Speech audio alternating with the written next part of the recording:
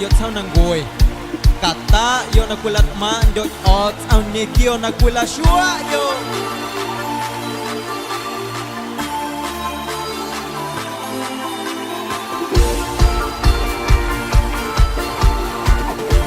kata yo we hey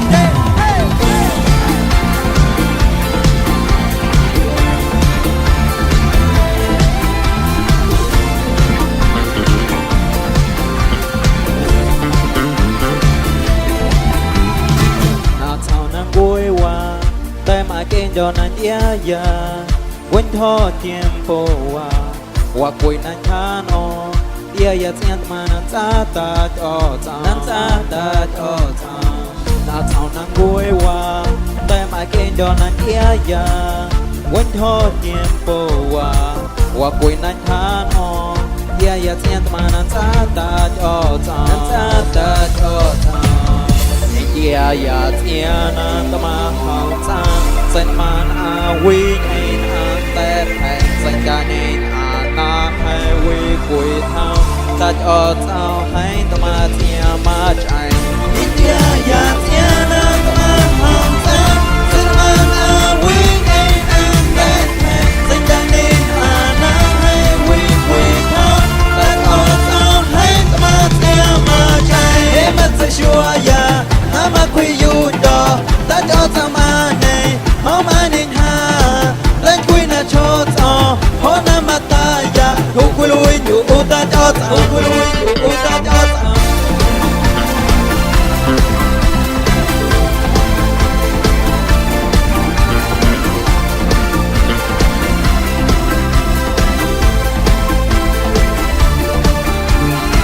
ta sao nàng vui qua tay mà kén cho nàng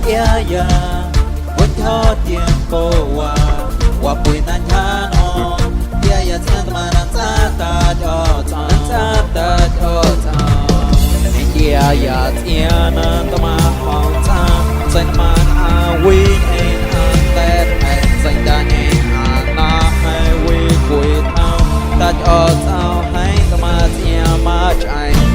ya ya tian ta ma hao ta sen man a vi nên a tết hẹn sen da nên a na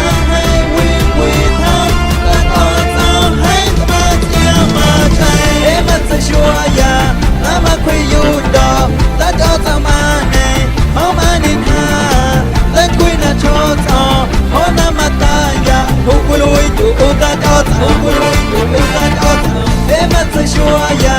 ta ma quỳ yu đó ta cho tao ma này hôm anh ha lên quy na cho tao hôm nay mà ta ya không quy luiอยู่ta cho tao không quy luiอยู่ta cho tao